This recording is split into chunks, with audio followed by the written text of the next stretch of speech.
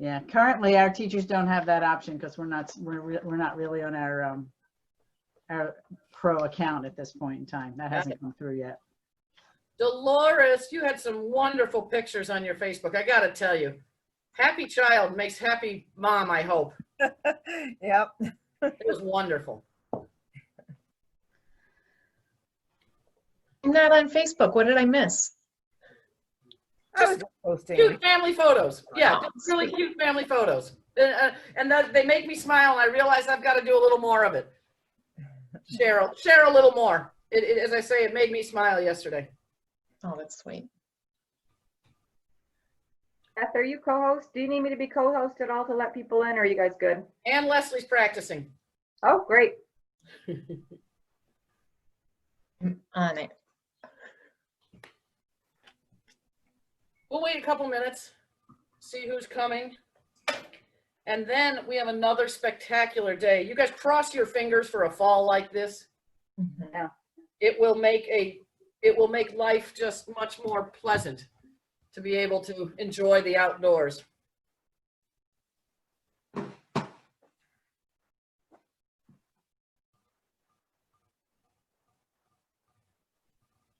Oh, here we come.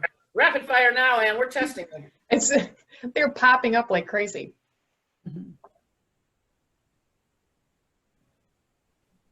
Oh, Tammy, your background makes me seasick a little bit. Early in the morning, I'm like, whoa. It's cool.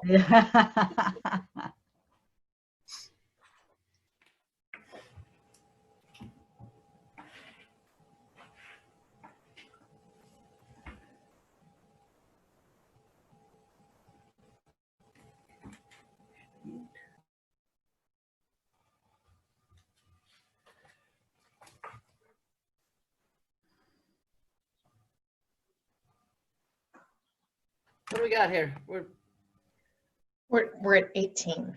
Good. It is by choice, and those of you who chose, I want to be respectful of your time. So I'll go ahead and get started. We are recording for those who aren't here, but welcome and thank you for joining this morning. Couple of updates and then some questions and then some nuts and bolts, and Beth has a little info that I hope will be helpful for all of you. For me, we've got a lot of exciting things going on as well as the nuts and bolts, and I took some pictures on my phone of our spaces that are now getting arranged and set so you could come in and get a feel for what's going on. We also have a 6-foot pole that if you want to see if you can change your space at all, you can measure your own. And the thing that's interesting, and I took a picture of the squash court and my phone died, so it's charging. I'll get them out to you. It's 6 foot square, so you can orient the desks or in any way you choose. So there is an opportunity. It feels differently. I mean, you know, when you look at desks in the study hall lined up, it feels like SATs, but it's going to have to feel like school. And I really do hope some of you will think about how you can make the spaces in which you're teaching feel like your space as well as your classroom. Last night, I would say I had one of the more inspiring Zoom calls that I've had in a while. And we've had a group called our Pandemic Council meeting since we formed that group in probably April. And the idea, we have an epidemiologist on it. We have some graduates. We have people with whom we can rely to get different advice and perspective on what we're doing. And it is unbelievably, it was, as I say, inspiring to one, hear their thoughts, check what we're doing with them, and also hear how important SEM is to them. When you hear it from people who have graduated, 30, 40 years ago, when you hear it from former parents who are talking about the impact the school had on their daughters, you are in awe. It feels like a responsibility, but also, again, it's one of those times when I wish every faculty member could hear what they're saying, because you would understand how valued you are.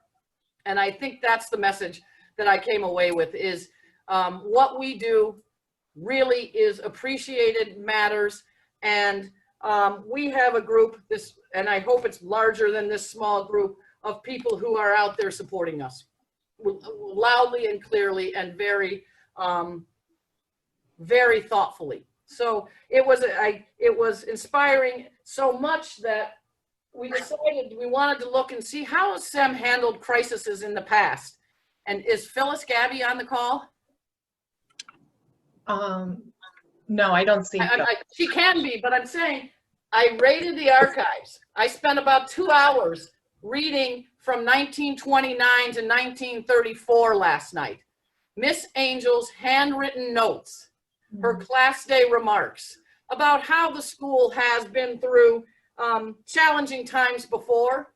And it's very interesting. The same things that were inspiring them then are inspiring us now. Her messages were interesting. I'm going to try to obviously pull out some quotes that are applicable, share with you, but it is the heart of SEM. It is the endurance of all female education, the importance of it.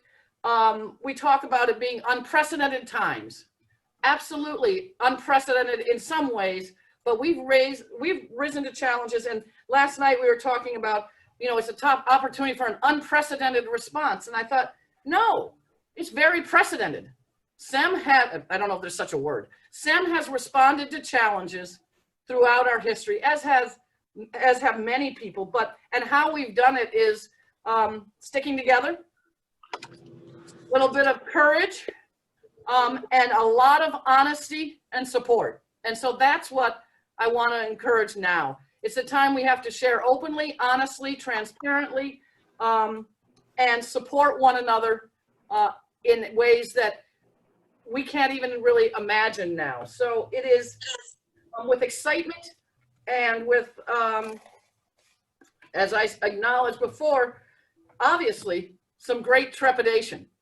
But I watch as the building's transforming, I hear, I read, and I feel more inspired and willing to take on the work with you going forward. So that's kind of my pitch for the general. But why we were meeting is we are going into strategic planning. We will be doing what we're calling sprint strategic planning next year. It will dovetail with NAIS work, and it is going to be led by Greenwich Leadership Partners. They will be working to help us imagine the next 5 to 25 years, really the short term, and where we want to go. This work is mainly for them, the data gathering. All alumni will be surveyed, all faculty, all students, there will be focus groups, and we will really figure out what it will help us as we move forward. I don't know what we'll figure out. That's why we're doing it. So we will work with them. They are very excited to work with us. Stephanie worked with us 6 years ago. Some of you may remember her. She came in and worked with us. She knows SEM very well. She's an expert across the country, and she leads the group of women's heads of school, which I'm a part of. So she's very much an advocate for women, education, and collaboration, and opportunities. And it's a very exciting work that she'll be leading us in.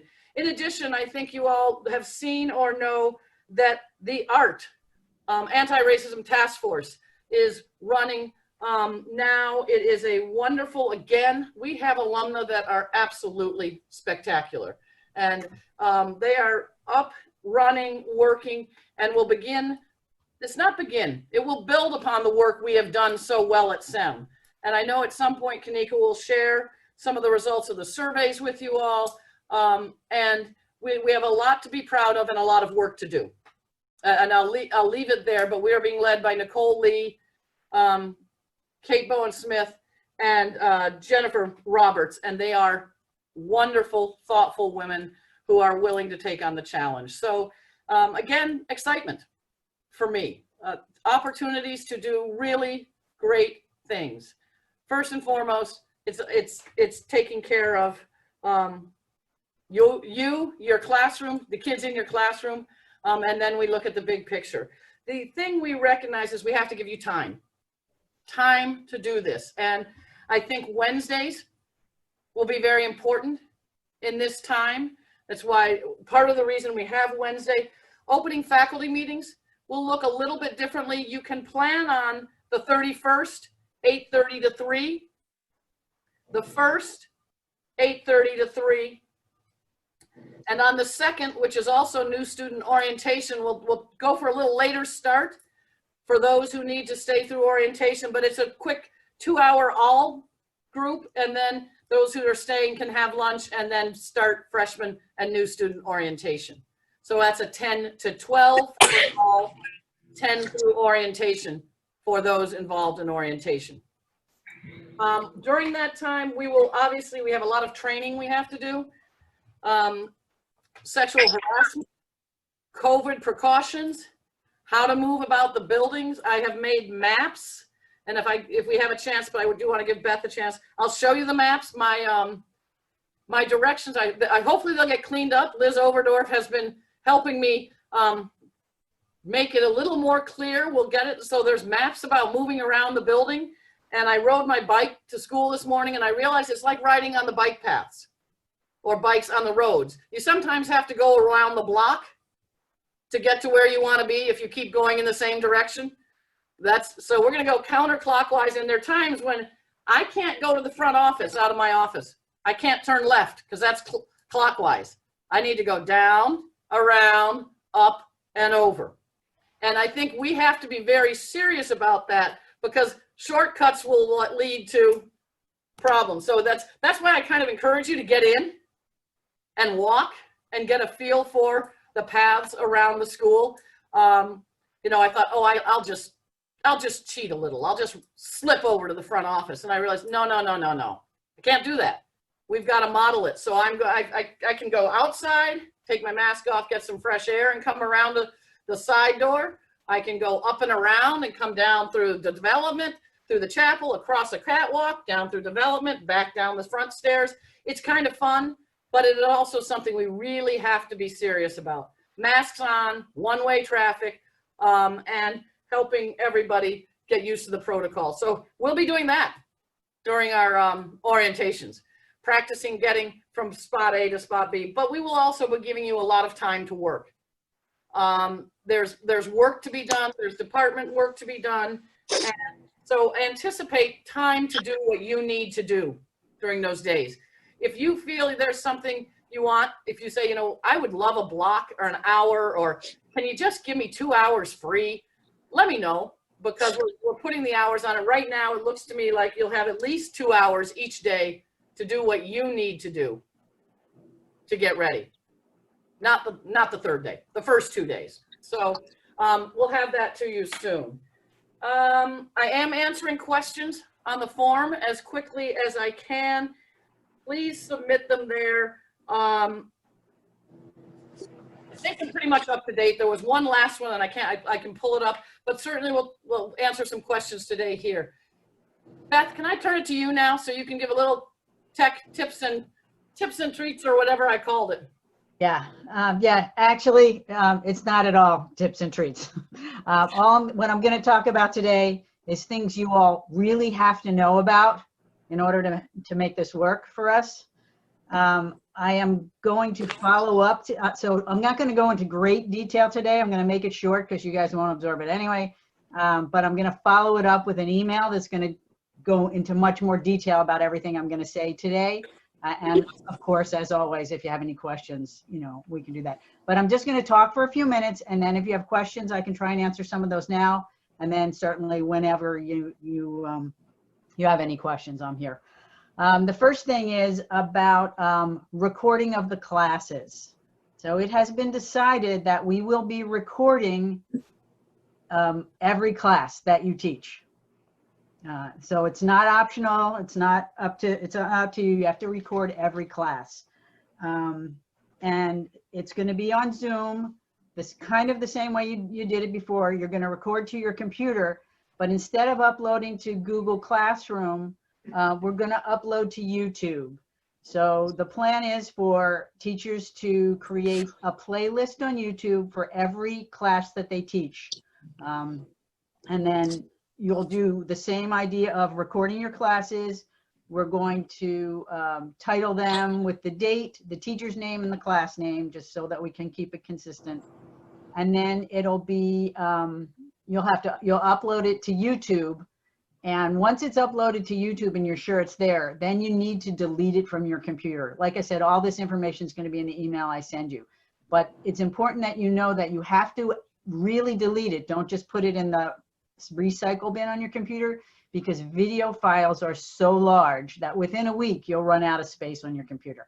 So if you can just do that every day, record your classes, get them up on YouTube, and then delete them off your computer.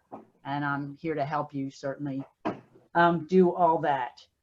Yeah, so the information I send out is going to, if you're not familiar with YouTube, we'll show you how to get into YouTube, how to create playlists, how to upload your videos, how to increase the length, because initially when you upload videos to YouTube, you can only upload a 10-minute video, but it's real easy to get that released. So all that information's in my letter. About YouTube's privacy settings, about, pretty much anything I think you're going to need to know about that. So, yeah, so that's the recording thing. And like I said, I'll take questions about this afterwards. The next thing I want to talk about is the 360 cameras that we have. We've got 6 of them all together, and we've decided Helen would like them to be in a spot and stay there. Although, once again, this is all, we're just starting out this way. This can all change. But right now, we're going to put them in, and once again, I'm going to follow up with the email. The study hall, the squash court, the Colby room, the library, the music room, and the gallery. And this is all subject to if they work or not. So the idea is that teachers that are in other spaces, or if you have classes that are not in those spaces, we will provide an extra laptop for you. Once again, we're going to work on how that's going to work. But the idea with the extra laptop is that the teacher would log into their own computer to use to teach the way they usually do. And then this extra laptop, the teacher would log in with their same Zoom account, but without the audio on. And then you can flip that computer around to kind of get an idea, so that it's kind of used as a camera, so that the people at home can at least sort of see the class and not just, the teacher's chin or something. So and once again, we're going to work with that and see how that all works. But that's the plan for now with the cameras. I suggest that if you have time to go in next week at all, that you try and test out your teaching space and the technology. And I'm here to help you with that anytime. So let me know. We are going to be doing, you got an email yesterday that we're going to be doing a test on Monday of some of the equipment. So if anybody's interested in that, let me know. And you can, even if you just want to kind of log in from where you are and see how that goes. But I suggest you test your own spaces out and see how that works for you. All right, the last major thing that I want to talk about is our students in China. We will be having about 12 students to start the year out that will be learning from China. 6 of those plan to come to the United States as soon as flights open up, so that's great. But in the meantime, we can't count on that. We don't know how that's going to be. So I've spent a lot of time trying to figure out how we are going to get content to them. As you all know, that the firewall in China is unpredictable, changes, it's region by region, it's different. So the point is that there's no one solution that is going to work for all of those students. And with that in mind, what I'm first going to ask you is that when you are deciding how to run your class and what tools to use, base that generally on the local students. If you use Google Classroom, use Google Classroom. If you use OneNote, use OneNote. Whatever you use, set it up that way, because we're going to have to make individual choices and individual plans for each of these girls that are in China. We did some polling, and quite a few of them actually can get to YouTube. So that's one of the reasons we decided to use YouTube for everything, because it's just way easier. There's no space limits. It just makes a lot more sense to do it on YouTube. However, there are some students that can't get to YouTube, and Wen has found a Chinese video streaming site that actually allows US videos. So unbelievably enough, we're thrilled about that. Of course, we never know exactly how long that will last, if that will change, but that's the way we're going to start now. But we're only going to post videos, and Wen is going to help us. We're only going to post videos, and teachers won't have to do this, on that website just for the girls who can't get to YouTube. So at this point, it looks like there's about 6 or 7 of them at the most. So I will work with the teachers who teach those students and make a plan how to collect all that content and get it up on that website, at least for now. Like I said, we're just going to roll with it, and if we have to change, we have to change. So what I would like any of the teachers that teach, and you all know who, actually attached to my letter, there's a list of the girls that are going to be studying in China. Quite a few of them are going to be here, but I'm going to send you all a list.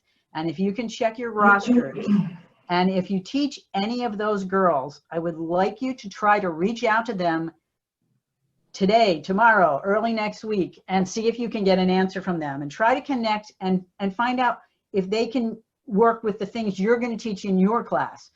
You'll see from this link that I did ask them to test a bunch of websites, but since everybody here teaches differently and uses different things, I clearly couldn't have asked them everything.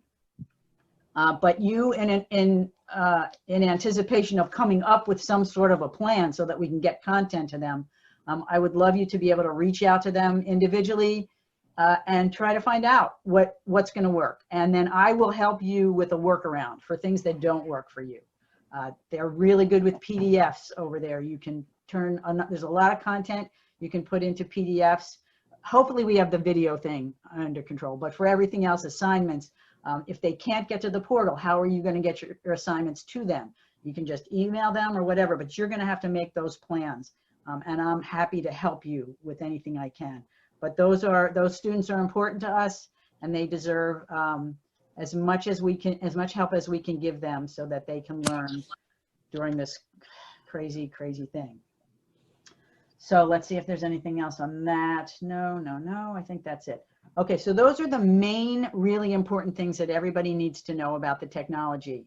There's also some things that you might be interested to know, and you can just turn this off if you just don't want to think about it. But I'm just going to go through a couple really quickly, and once again, more detail when you get the letter. We've invested in an application that allows you to see what the students are doing on their desktops. Kind of like Land School, if any of you used Land School or in Proctored Study Hall. It gives you the ability just to see what they're doing on their computers, whether they're at home or whether they're at school.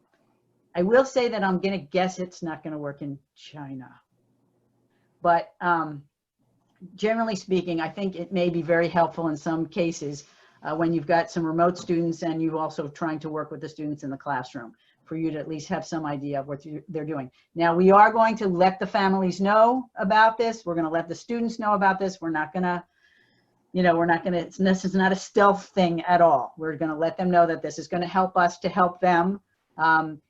Teachers will only be able to use this tool during school hours. The system itself shuts off after school, and we'll let all the families know about that as well. It is not quite up and working yet. We do have to download software on all student computers. We're working on how to do that remotely. So what'll happen is it probably, as the students come into school, since most students will be coming to school, it'll load on their computers as they come to school, and then we'll have a smaller number of students to deal with as far as installing it remotely. So it'll be a little while till we get it organized, but just know that it's on the horizon, and I will keep you posted on anything that I learn about that. That's one major thing. The other one is our digital planner. Last year, Kyle was the champion, and she worked with last year's freshmen and sophomores, this year's sophomores and juniors, on this digital planner. Now, the digital planner has our schedules all imported into it.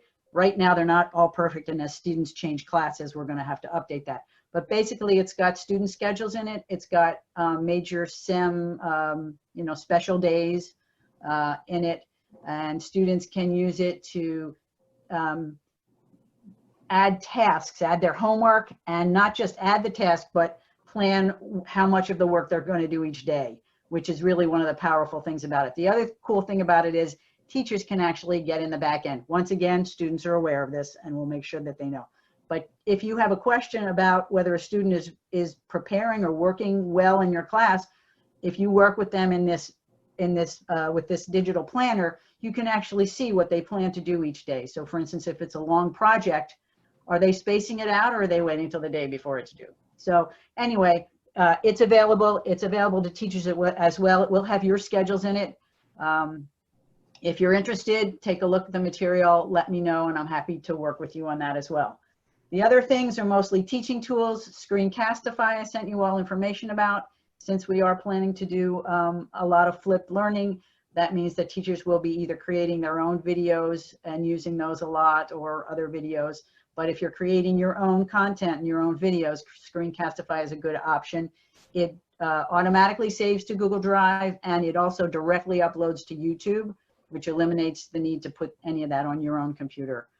Once again, if you're interested or you have questions, I'm happy to work with you. The few other tools that are on this letter that you'll get, Edpuzzle, most of you are familiar with. It's a nice way to do quick lessons, interactive, to make sure the kids are watching the videos and kind of comprehend it. Jamboard, which is part of G Suite. So just like you can create any other Google Doc, it's a whiteboard. So it's a whiteboard that you can share with your students. You can assign it to, you can share it with small groups of students or with all your students or with anybody, but it's available. Actually, Jess Silverstein was the one that turned me onto that. So thank you, Jess, that was great. Let's see what else. TED Ed, I know Caitlin talked about that. The advantage to TED Ed, which is a little bit like Edpuzzle, but it's a little bit more in more detail, because you can move through a lesson and you can add a discussion and you can add more resources. But one of the advantages that in the links that I sent out to the Chinese students, quite a few of them could get to TED Ed. So once again, keep that in mind. That's kind of a cool one too. A few others, Insert Learning. I know Gabby Lyons uses that. You can take any web page and insert questions or comments or educational material into an actual website and use that in class. Coggle is an easy mind map. It's just a different, digital mind map for classes that might need something like that. And then just the other day, Joni sent me one that's a little, it's called Bomb Bomb, and it's a little video email. So if you were going to send a message to a student, an email to a student, you can click a button and just record a really quick video, and it goes right through the email, which is kind of cool. So, all right, so that's all I have really. Those little fun things, if you're interested, the other things I talked about in the beginning are really important. If you have any questions, I'm always here. So thank you all, and hang in there. Okay, I'm done. If anybody, I don't know, do we want to take questions now on this at all? Let's see if I didn't even look in the group chat. Yeah, I think Beth, you got a chance for a few questions. Okay. And then a couple of other things. By the way, Andrea, I agree. If you haven't caught on, Beth is unbelievably paying attention, working, and trying to make this as easy for you and beneficial for our students. We are unbelievably lucky to have Beth working with us. So yeah, thank you. Beth, there is one question in there about the software, about seeing, can it work if we go fully remote? Yes, and that was really one of the main reasons I wanted to do this, was it absolutely will work if we go fully remote. It's really software made for Chromebooks, so we're tweaking it a little bit, but they promise us it'll work on a regular Windows computer as well. In Chromebooks, it can totally lock down the computer so the kids can't get out of it, but we're not using it for Gestapo purposes. We're using it to help them learn. So we'll explain to them how they need to organize it so that we can help them and see everything. So yeah, it will work if we're fully remote. Okay, let me just see. Oh, Allie, you had a question about recording the classes even if there are no remote students. Yeah, we kind of decided that we would do that. First of all, we don't think that there will be a case where there's never a remote student. or an absent student could be just absent. Maybe there's nobody remote there. But, oh, the other thing is, and I'm going to explain this in the letter, is you can set your Zoom account to record automatically so you don't have to remember to turn it on. So you can do that. And the other thing is, if you do that and then you're having a private conversation ahead of time and you forget and you recorded it all, let me know. I mean, I can clip things out for you if you need me to. So that's easy too. Can I elaborate on that question? Yes, yes. So I have a class of 7 students, none of whom are currently planned to be distance learning. So should I like just log into my Zoom like in any way, like in the classroom? Like Yeah. there won't be anyone else on Zoom is what I mean. So like, or do I make them, if like someone's absent, do I have all the other students also log into Zoom? No. So that's, yeah, see, these are all really great questions. And these are the kind of things I want to kind of work out over the next week with everybody individually. So what you would do is if everybody's there all the time, we talked about this, that, I mean, the idea of recording every single class, there can be more discussion on this, but right now we don't want it to be optional, and we don't want to confuse students about what's recorded and what's not recorded. And we want to be able to give, because you don't know what's going on in their lives. Even if they're in your class right now, things are so nuts everywhere. They might want to be able to go back and see what happened in class. So that's part of the thought behind this. But what you would do if you had nobody else on Zoom is you would still log into your Zoom and you'd share your desktop, and you still are going to project your desktop, or you don't have to if you're having just a discussion. And then you're going to record from your own desktop. If you've got a 360 camera, that's easy. If you're in a class where it's a smaller class, like probably that small class wouldn't have a 360 camera, you'd have the other computer working as a camera. So the recording would be your face on one side and a picture of the class on the other side. And it's really more or less just an audio recording if it's that kind of a discussion class. But it would still be recorded on Zoom. It would still go where it needs to go. And even if in classes where students are doing their own work, because in a flipped class, a lot of times it's going to be quiet work, we're going to give the students the option to watch the class or not. If they're watching it and all kids are doing is just sitting there with their heads down working, then they don't need to watch the video. So that's the thought right now. Yeah, that's, we're going to work on it. But Allie, I think the idea is that, as I say, consistency, habit, and practice of it, and then we can tweak it to see what works best. Any other general questions? Welcome to those who are arriving for the 9 o'clock start. I am sorry, we shifted it in the note, but we have recorded everything that went ahead of this. So no worries there. We will certainly make sure you get access to what Beth said, and she will be following it up with a letter anyway to everybody. The other kind of updates that I have are more reminders. So we can take general questions if you have them, or you want me to get into some health and wellness reminders and updates. Your call. General questions or health wellness? This may raise some questions. I hope it's actually quite simple. And again, thank you, Beth, for finding the health screening software we're going to use. It was amazing. In, what would you say, early July, Beth, we hadn't heard from anybody. Nothing. I bet we get 4 or 5 emails a day for people offering health screening software, Beth went through quite a few. We chose the one we did for a variety of reasons. It is very simple to use. But again, I want you all to start practicing it, because we have only opened it to faculty and staff right now. And that's important. So if you come in, make sure you do your health screening ahead of time.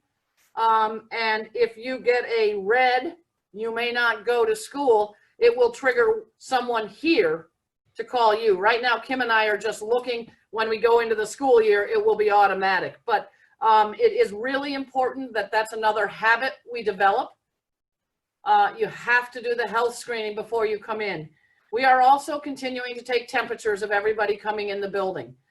We will have 4 entrances by class for the students, and anticipating a separate entrance for faculty, such that you'll have your own, you don't have to either if we have lines, we hope we move it quickly enough that we don't have lines. But there will be hopefully a separate entrance. So why I say hopefully is we're looking at a thermal temperature reader that you can just walk by for faculty. You'll still check your temperature at home. It'll also, as you walk in, it will check your temperature, so you won't have to have one of us hold the temperature, the thermometer to your forehead. That's, we hope to have that machine in place. In addition, we are working on and have a line, we're not sure yet, and I was hoping to have that answer by this morning, that we will have some tests available, that SEM will have some COVID tests available that Kim will be able to administer. We're working on that. That is what many schools have done, and we were having a hard time finding a private company and lab that could do it reasonably. One of our current parents is helping us significantly on that. Not that we will be able to test everybody every day, but we will have a supply, and it looks like it's one where we can replenish our supply throughout the year of tests on hand.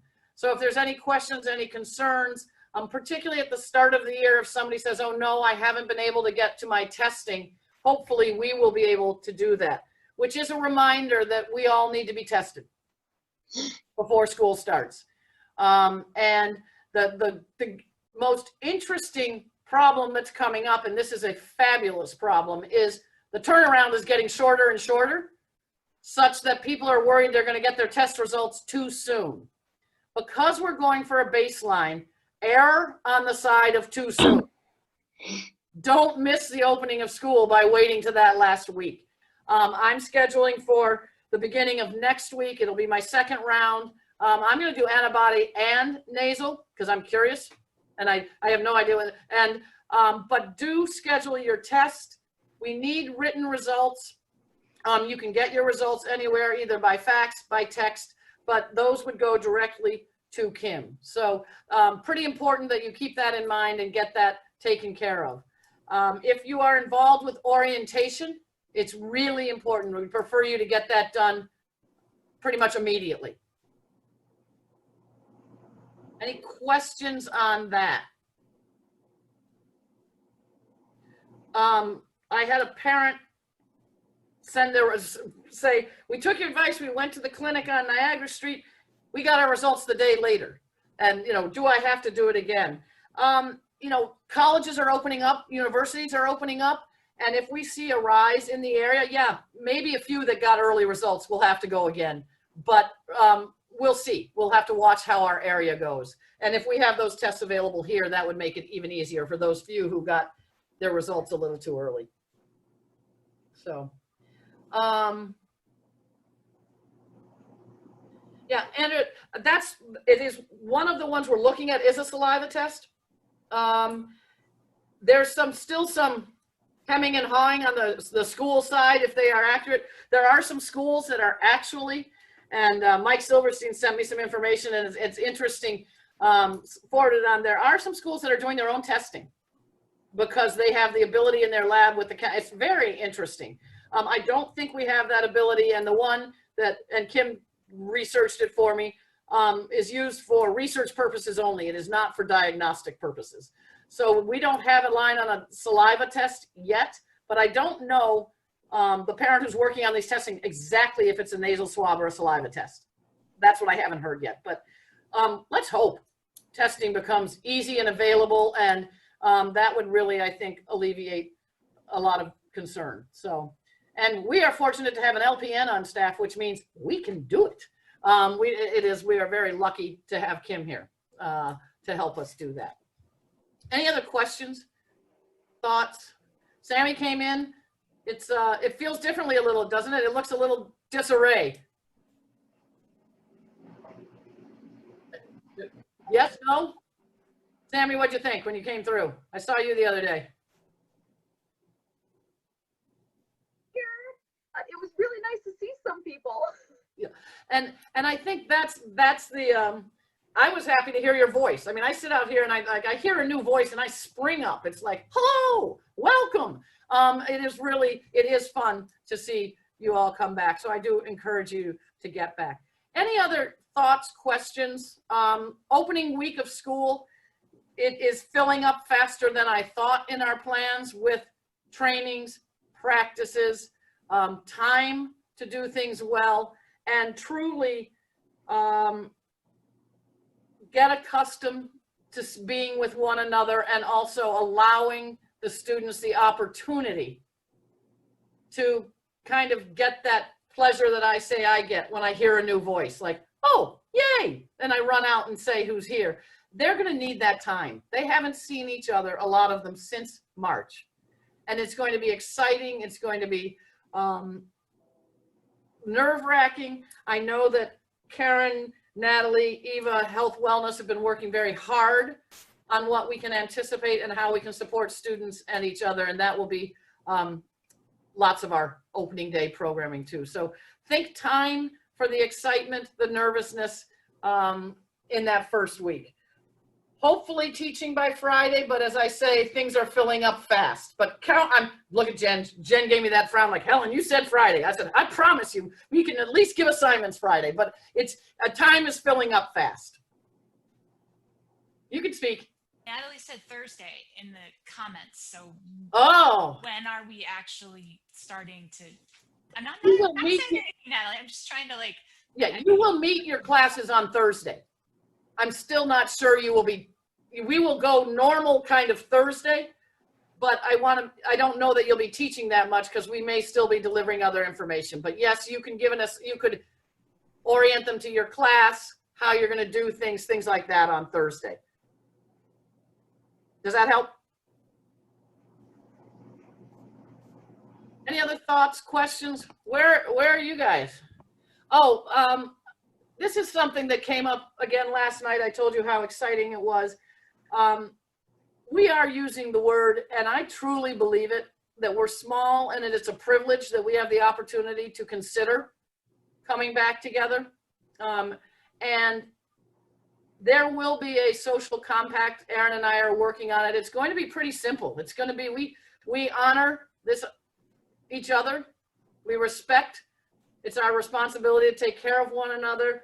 And, encourage behaviors outside of school that support the whole health of the community. Why I bring it up now is I want to remind everybody about travel.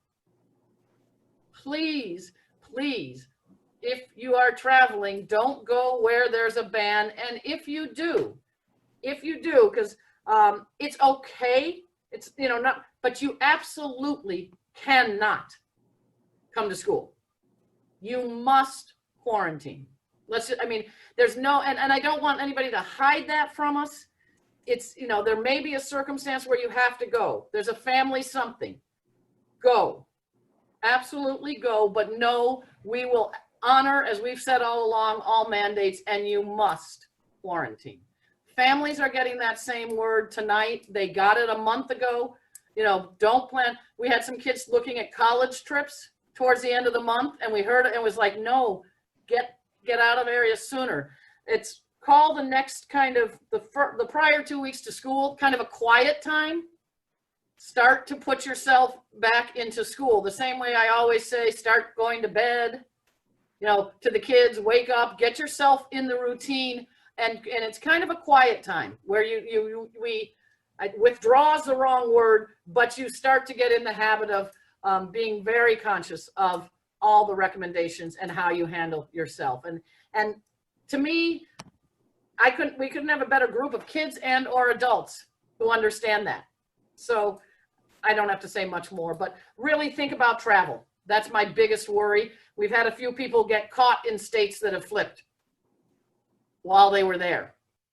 It almost happened to my family. We had to flee Georgia a day. We saw it coming and we hopped in the car and got out of there. So, and that was way back in June, and we were ready to quarantine if we had to, but it could happen. So it's just, and if it does, it does. It's out of your control. We quarantine. Same if you're sick, we err on the side of stay home. We are good at distance teaching if we need to be. It's an 8 o'clock start time, Susan, isn't it? Did somebody say 8:30 somewhere? Did we goof that up? Oh, I was saying 8:30 for the faculty meetings, not for the start of the school. Right, okay.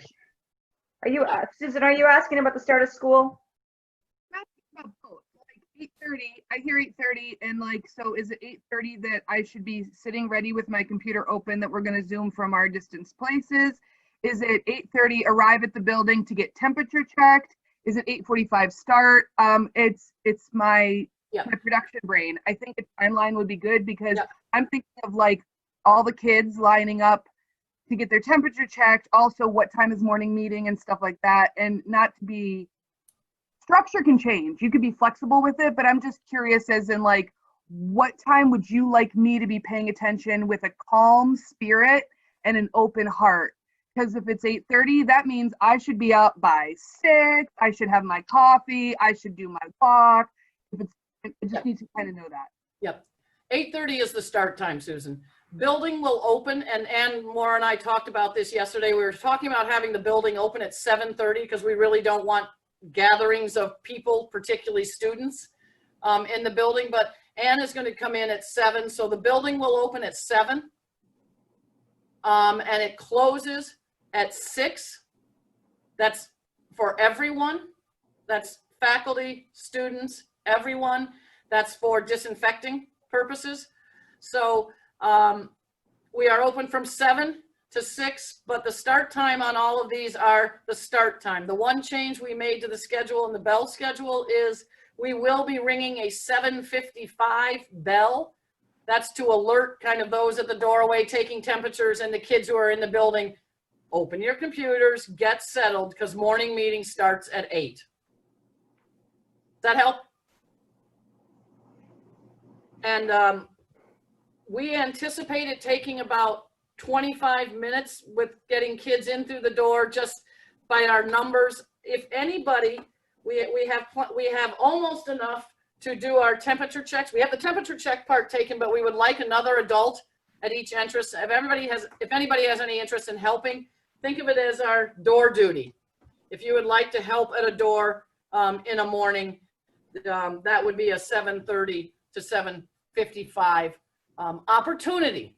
How's that? All right. So if you're one who would like to help, not doing the actual temperature taking, but being there as a person, if somebody's forgotten to do their health form, right? Do your health form, come back. Just another set of eyes and ears, and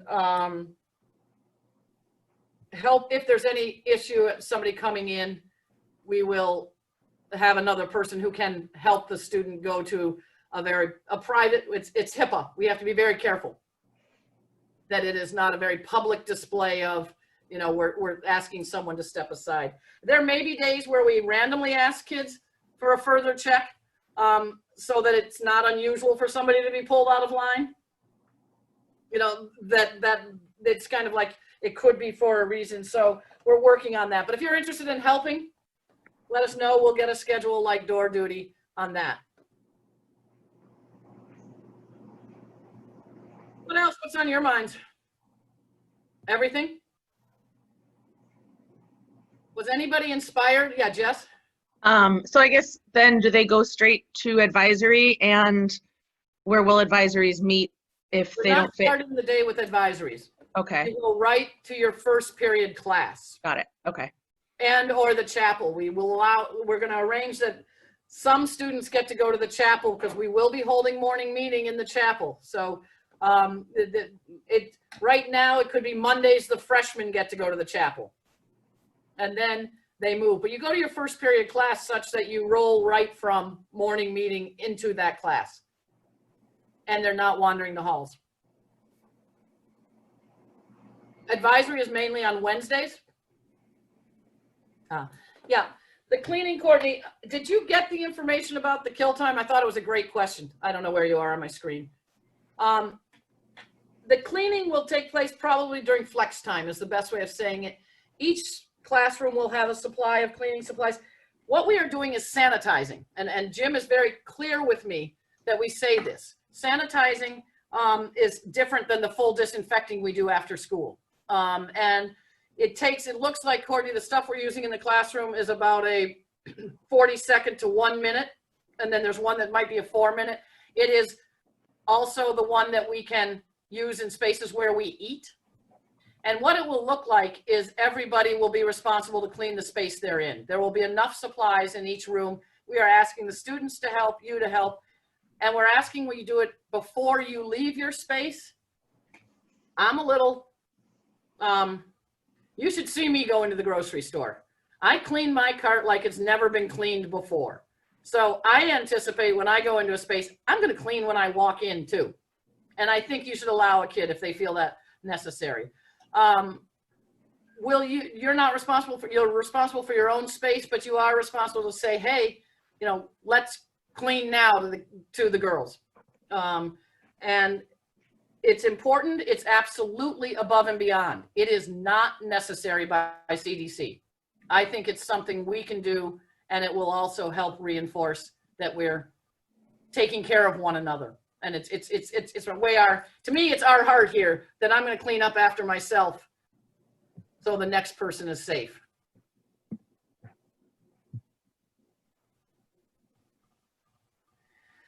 Tammy, morning meeting goes, Natalie, did you see that? It's morning meeting goes till 8:15. Okay. So that's the start time because you're sitting in your space, other than the few who are in the chapel. Does that help? Yeah, Beth?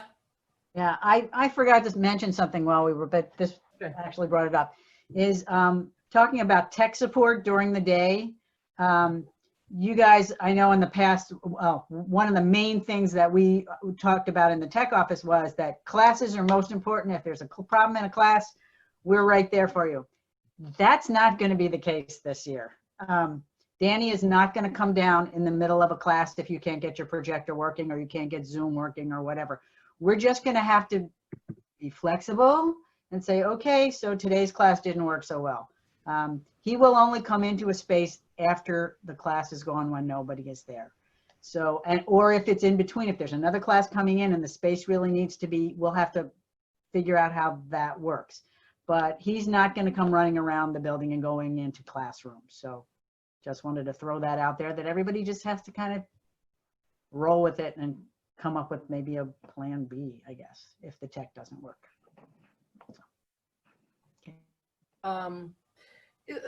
Somebody brought up the issue of busing. Still up in the air because the districts are going to split days and some of them aren't meeting on Wednesdays at all. And at first we got word that then they won't provide busing on Wednesdays. Liz, you may want to answer this better than I. But then we got a call that said, nope, we probably will provide busing on Wednesdays. And it's different district by district. The Buffalo City kids usually get bus passes. So I don't think that's an issue for the kids from the city. But as you know, we're seeing all sorts of things happen in the public schools and our phone is ringing a little bit. It's not ringing off the hook. And we're in a very interesting spot that we would love more students, but we honestly can't handle many more. To do it safely, we have to be very careful. So the admissions office is getting some calls where we have some room, but it's really tighter than that because we can't change too much. We're fortunate of our size and we can't add 20 kids safely. We'd love to have 20 more kids, but we can't add them safely.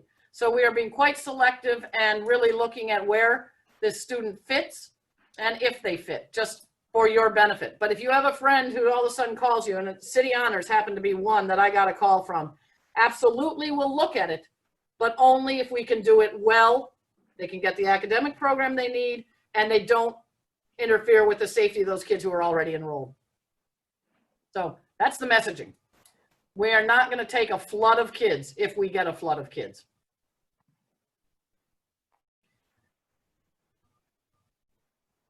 Yeah. Anything else? Class trips, Natalie, you want to give a quick rundown? Sure. Yeah, class trips have been difficult to come up with a plan, but we really wanted to eliminate transportation as much as we could and stay local. So 3 of the classes, the freshmen, the sophomores, and the juniors, will all kind of be around the Delaware Park area. Doug is going to lead a kind of like a history tour. There's something online through the Olmsted Parks. So he's going to go around with the freshmen and do a history of Delaware Park.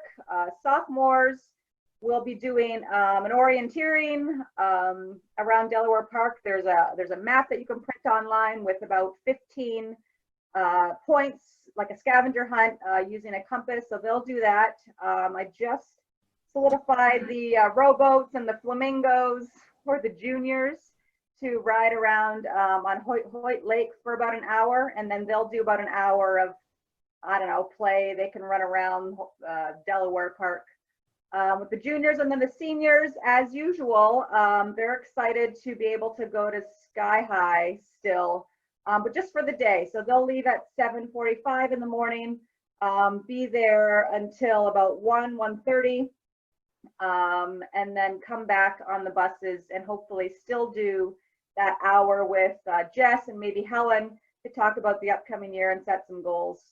So those are the 4 class trips, a little different, but it's better, you know, it's good to have everybody come together than not. So I'll be sending something out as soon as Eva contacts you all with your advisory groups. I will follow up and let you know some of the plans for where you'll be that day. Also that day, you know, it's not completely planned. We're still working on it. We may start class trips maybe at 9 o'clock, maybe for the first hour. We can practice the morning meeting. We can practice going around the school with the kids. That's going to be our first day, so things will be slow. So we probably won't get out to Delaware Park with the 3 classes until maybe 9:30. Be down at Delaware Park for a couple hours, and then we plan to come back to Larkin Field for a lunch and some more announcements, maybe some games, and maybe have an earlier dismissal around 2:30 or so for the majority of the classes. So that's what Tuesday will look like, opening day. That's all I've got. Susan, you must be reading my mind about Meet the Teacher Night. That was something I was literally thinking about when I woke up this morning. It will be virtual, but it means it's going to be different. And put your thinking caps on, but the best way I think it is going is, and we'll give time during opening faculty meetings, we may have to do it by department, and you may have to make the English department may meet in the beginning. So freshman English would all be together, but then if you want to make individual videos for the classes, do breakout rooms and come back, is the way my head is right now. But I realize we got to get on that as fast as we do all the opening days. So it is our next planning. So if anybody has any brilliant ideas how to do it, I can't imagine having the parents go one by one around. That'd be too much in and out of Zoom, I think. So it's going to have to look a little bit differently. So any thoughts, welcome on that. Okay. Yeah. And the back to school picnic for all does not happen this year. Your Friday night is free. Janelle's asking a little bit about what the 9th looks like the following day on the Wednesday. That will be more practice. So coming in, doing morning meeting, having the students follow their bell schedule in the morning. So they'll be going to their 4 classes if they have it, first period, second, third, and fourth before lunch, just to get used to walking down the hallways, being in your classroom. And so that's what the morning will look like. You know, if people have free time, where their free space is going to be.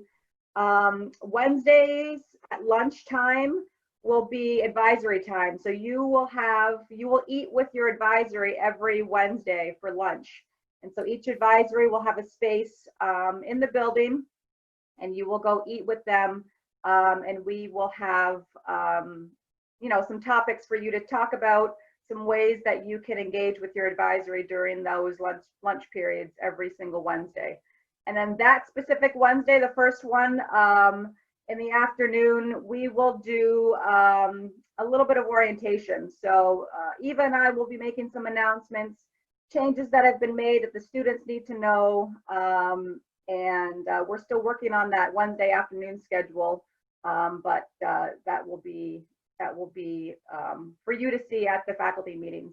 You know, club signups, the students will need to need to participate. Every single student will need to belong to a club or two, so that they can be somewhere during those Wednesday afternoons from 1:30 to 2:30. So we'll have club sign up and, like I said, other things. And you'll see that draft in the faculty meetings. Hornet Jacket Day will happen. Sleepover, no. Hopefully some activities, but it will be very different. And I have to say, I was listening to the planning from the study hall the other day, and it's, one, it's brilliant. We do have creative people. And two, think 12 feet apart with masks. It's a very interesting, it's a new world about how the dances and things will look.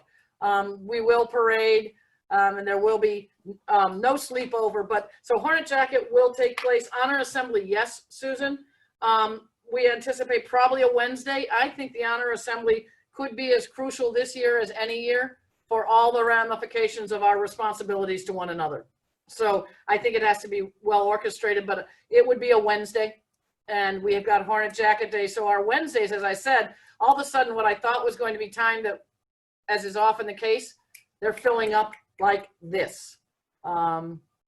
We will have a convocation on Wednesday, the 16th. My dates are a little off. Yeah, I think 12 feet is for projection and singing. It's really, if it's highly aerobic, Susan, is my understanding.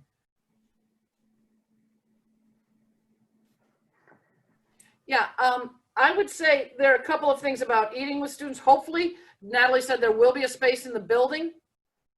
I'm encouraging picnicking as often as possible if we get the weather.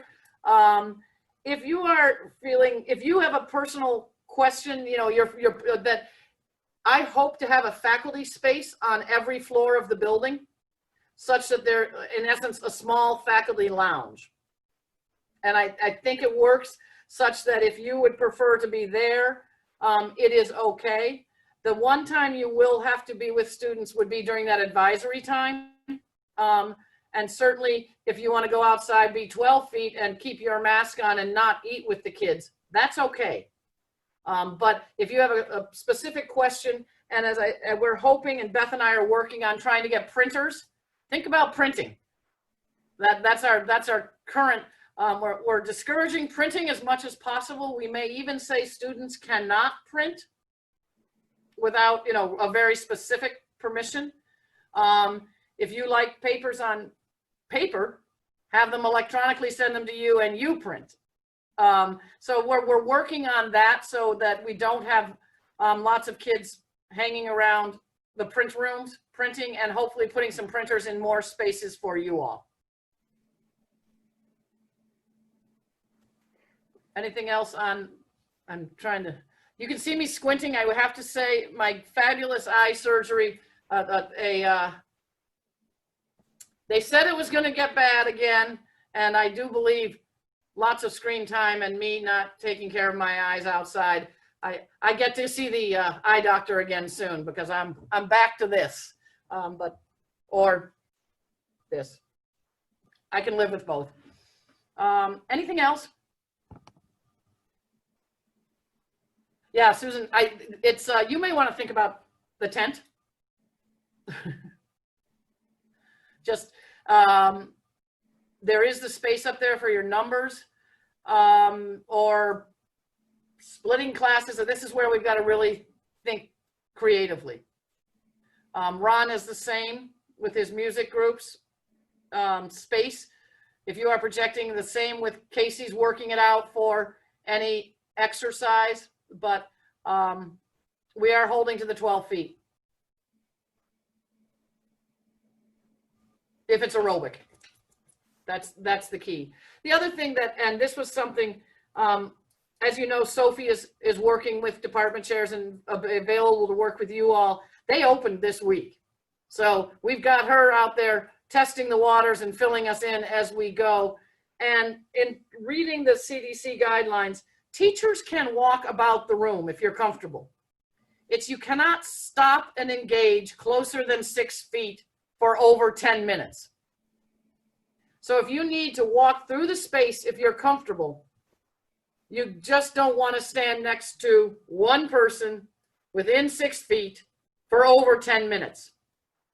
So if you need to look over a kid's shoulder, you can.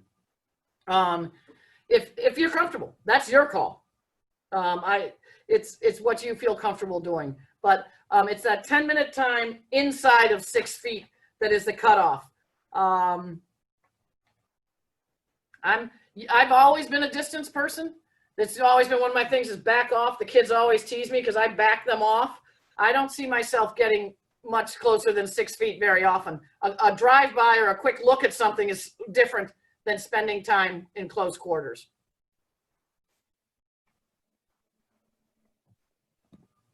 What else? Anything?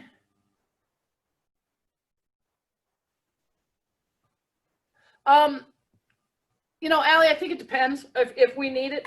I'm hoping our girls don't need specific proctors all the time. It's like when you were sick without COVID. You know, sometimes you say, I need a proctor, this group needs it, or don't worry, this group's okay. Stay home. And if you're, you know, asymptomatic and able to teach or feeling well enough to teach, teach. But we'll have to see. And we also have that camera, right? Are you going to go into that, Beth? Is that what you're going to say? Yeah, what I was going to say is, so there's going to be a spare computer available if needed in any of the classrooms.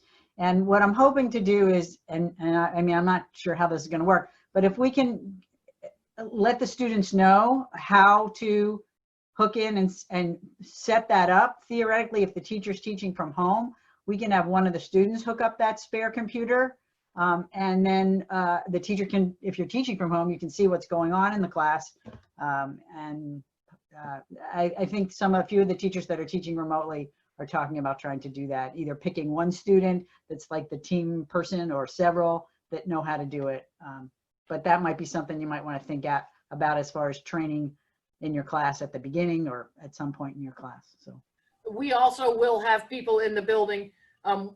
We may cover for one another, but we also have some people who have some time that can be used to cover classes.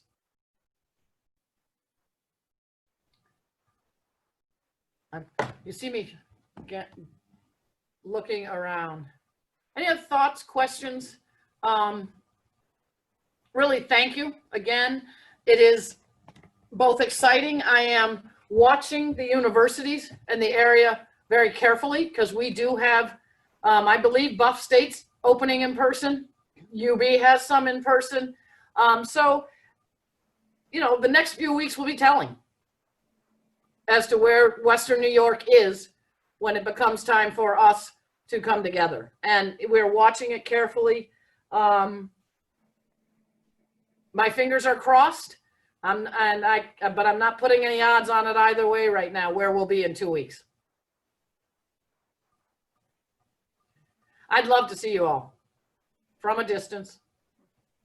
We are, oh, maybe this is a secret. No, I'll tell you. I guess we can let the, because you can see me with a mask, I keep thinking about the poor freshmen or girls new to the school. How on earth are they going to get to know each other? Particularly, then I decided if I put my glasses on, and then it just keeps getting, so we are going to make badges for everybody with a picture that we are going to ask everybody to wear, at least in the beginning of school, so people can see who that is behind that mask.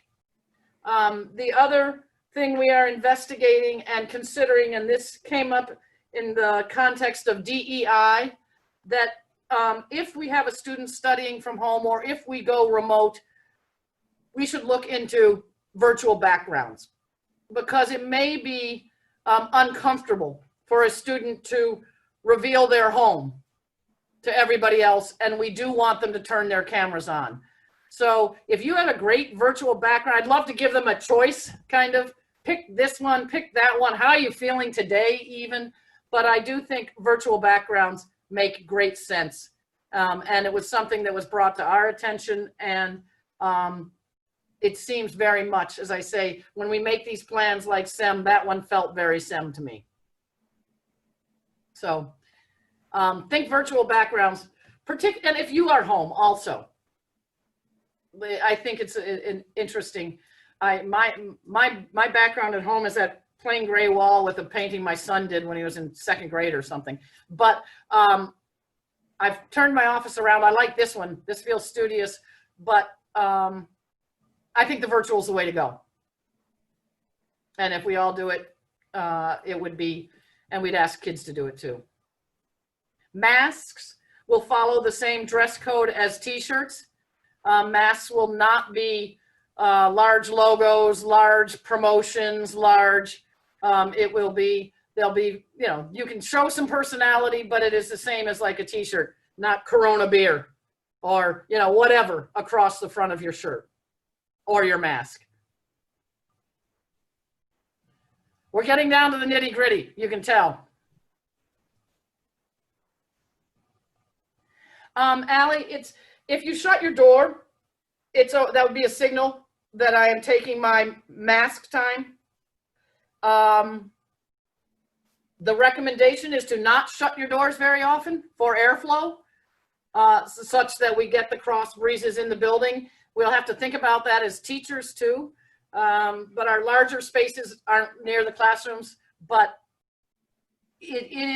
there will be time where you need a mask break. When I shut my door, I take my mask off. Ideally, the students will be taking their mask breaks outside, and I'd prefer that. But to me, a door shut means it's not safe for anybody else to come in right now. Mask breaks are mandated, and I just found this mask. It's a new one, doesn't work. It slips. Mask breaks are mandated. You should plan on taking them, and we are encouraging them outside and when you need it. The other thing we're telling students and families, and it's something that was very practical, and actually Juliana Victor's mom confirmed, wearing a mask every day, and I am used to it now. As I said, I drove home with my mask on in a convertible the other day. I was like, oh boy, I'm one of those people you look at and say, why on earth? I completely forgot I had it on. So it's become part of me, but I'm changing masks, different styles each day. They do wear on the back of your ears. And there are different things you can do. So I would have a few masks, and we all will get some, but start wearing them, start practicing, and find the ones that are comfortable. We will not be allowing gaiters and or bandanas. It has to be a mask that is secure, tight, and does not slip. As I say, I just discovered this one's a little bit slippery. So I either have to tighten it up or find another one. The mask with valves that are not the N95 are not allowed. Okay, unless it is a doctor prescribed, because some of the valve ones are actually less safe than, so it really has, we're looking at cloth masks, and we do have disposables. We've got, how many did Jim say he had? I think we're up over we're at 2,500 masks on campus if people are forgetting them or need one. Yeah, I don't know what the question was, but Natalie got it. Hand sanitizing machines are all over the place. We are encouraging students to go outside during free periods. We are going to allow seniors to have walking privileges so they get out of the building. Washing your hands when you come back in the building. This is one of those things. Better to wash your hands than hand sanitize after you've been out. So think about that upon entry. You should stop by and wash your hands. What's going to happen when traveling Allie, I don't know what the question was. I didn't see Jen's first question. Jen, speak it. Snows. What's gonna happen in November when it starts to snow? You're going to, like you did in college, dress to go between buildings. Okay. You went to a Northeastern college. The parents have asked, and we may have coat racks, but I got thinking about it. I never had I was in Vermont. I wore my clothes that I could walk from my dorm to my classroom and carried what I needed. So, and some of our kids don't wear coats anyways. Those of you who know that from door duty. But yeah, we're going to still be out walking, at least outside. It's the shortest way. You can get everywhere inside, Jen, but the shortest way is to go out and come back in.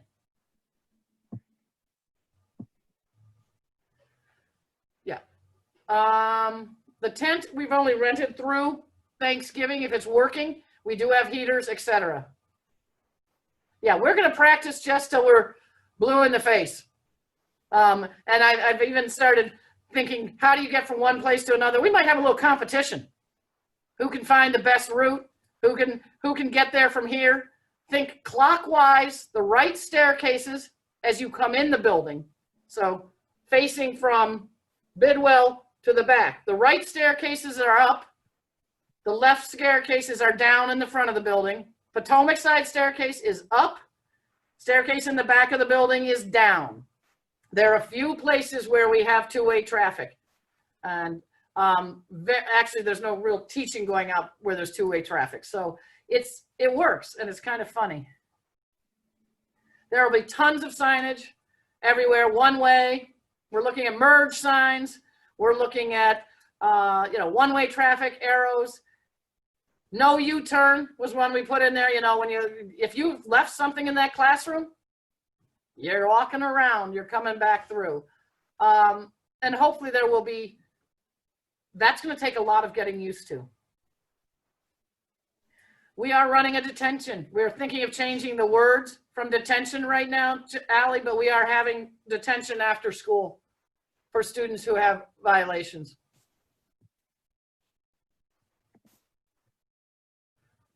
What else? Yeah, if you would like a face shield, absolutely. That would be, if it is good for you, you can do it. We are asking that you have a mask as well, because we've had a student ask for a face shield for a non-medical reason. And we said, yeah, you can wear the face shield. You do need to wear a mask as well. And the answer to a family, if they don't want to wear a mask, is they can move to distance learning. That's their choice. Sounds a little harsh when I say it that way, but I'll say it more politely. But that is, to me, it's a deal, and they can do it. That's their choice.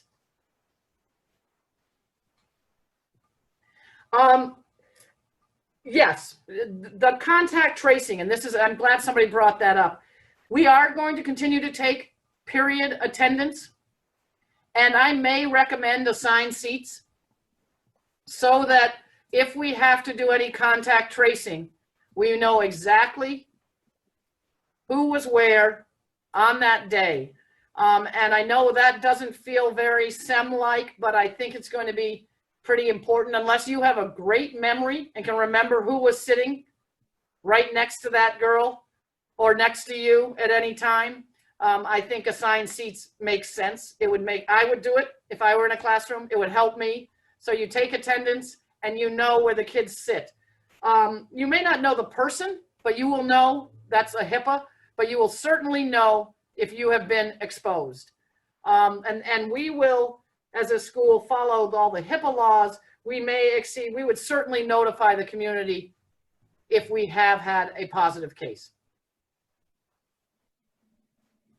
Bathrooms have to be cleaned hourly. So Ed and Jim are working on that schedule. We are closing. We're lucky that we have some single bathrooms. Those bathrooms that are multiple stalls will be cut in half, kind of half capacity. If we have to, we're going to say, you can't go in if it's full. Now you have to go in to see that. I get it. But the girls were going to have to work on that if you go in and there's somebody in the stalls, you've got to go back out. So it'll be like 2 in the front hall bathroom at any given time. I can't remember how many stalls are in the one upstairs. Probably 3, I think. 4, 3. Jen, I saw your fingers. 2. So that'll be half capacity. It is going to be bathrooms, and they will be getting cleaned every hour.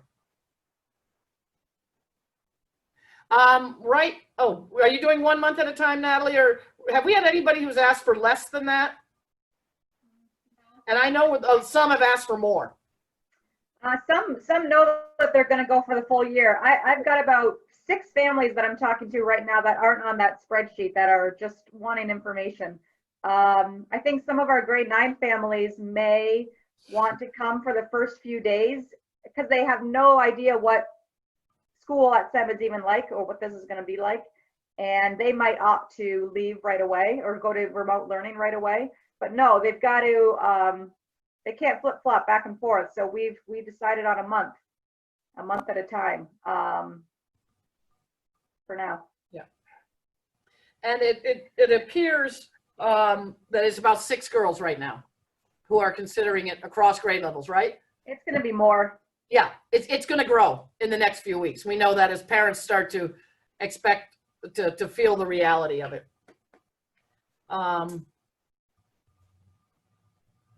We'll keep you posted.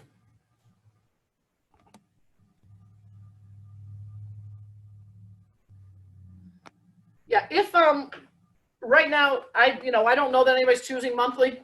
If somebody is not practiced in the routines, certainly we don't want them coming in and fouling up the works. So if we have to practice, we will. My guess is we'll have to do reminders constantly, even if we have the same crew here. After a month, things might feel a little more comfortable and we're going to have to say, nope, remember. And that's part of this, all that we have to find the right language to be kind, but also take responsibility. If someone in your classroom, mask slips, yes, you've got to say something. In the grocery store, I don't know if you have to. I just keep my distance, but in our school, yeah, we have the responsibility to say, hey, your mask slipped or you're a little close. And we've got to do it in a way that's kind, and we also have to be willing to accept that from someone. And so that's going to be hard, I think, for some of the kids. But I know we have girls who are willing to speak up, but sometimes they speak up in a way that the kindness, and they don't mean to be mean, but it comes off. They don't like to take direction from one another sometimes. So we have to teach everybody to accept minor correction on these policies. Procedures, practices, I don't think they're, well, I think we'll call them practices. Anything else? How do we do? Oh, yeah, we went a little long as to be expected, but I think it's important. Please stay in touch. Beth will get you information. Not a dead, but is there a threshold? There's no specific threshold. Certainly if the governor shuts down schools, we will. My sense is with our testing, we're going to find that we have a lower than test rate. I don't know that. And so like one case to us might be enough. I mean, it really depends. If it's the mailman who came in by the elevator, that may not be enough. So I think we will err on the side of caution. I have confidence in our ability to go to distance. I also am firmly, particularly after talking to some kids and parents, believe that we can do it and we should do it because they need it desperately. The girls really do need it desperately, the opportunity to come back together. But there's no problem. We know we can do it if we have to switch on a dime. And if it's better for us, if the governor's saying you can stay open and it's better for SEM because we saw something that we don't like, we'll go to distance. So the freedom of independence.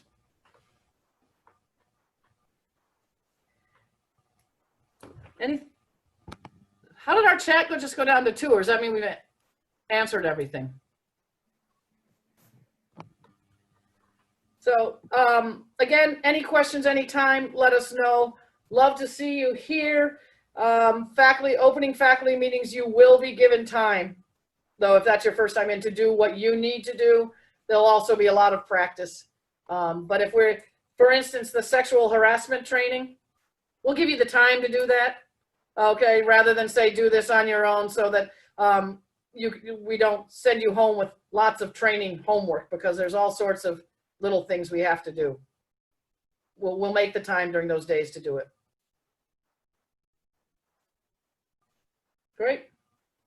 So it's another beautiful day. Cross your fingers for a beautiful fall. Come in when you can. And if not, we will see you on the 31st. That is in person. That doesn't mean we will all be in the same spaces. As the students we'll all have assigned spaces throughout the day where we will be working. Lunch, we will be practicing.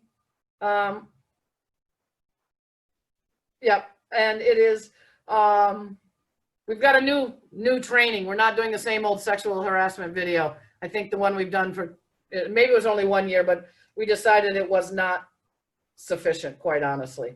2 years. So it's new. Yep, breakfast and lunch each day, but the lunch system is one that we have to practice.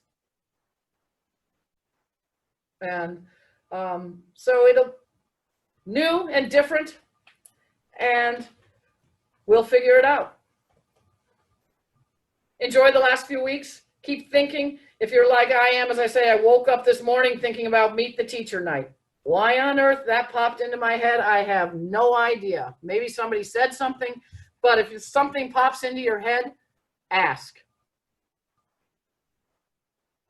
If there's something you need in your classroom that is a little unusual, if you are a chalkboard person and you have a teaching space, let us know so we can hopefully get that done ahead of time.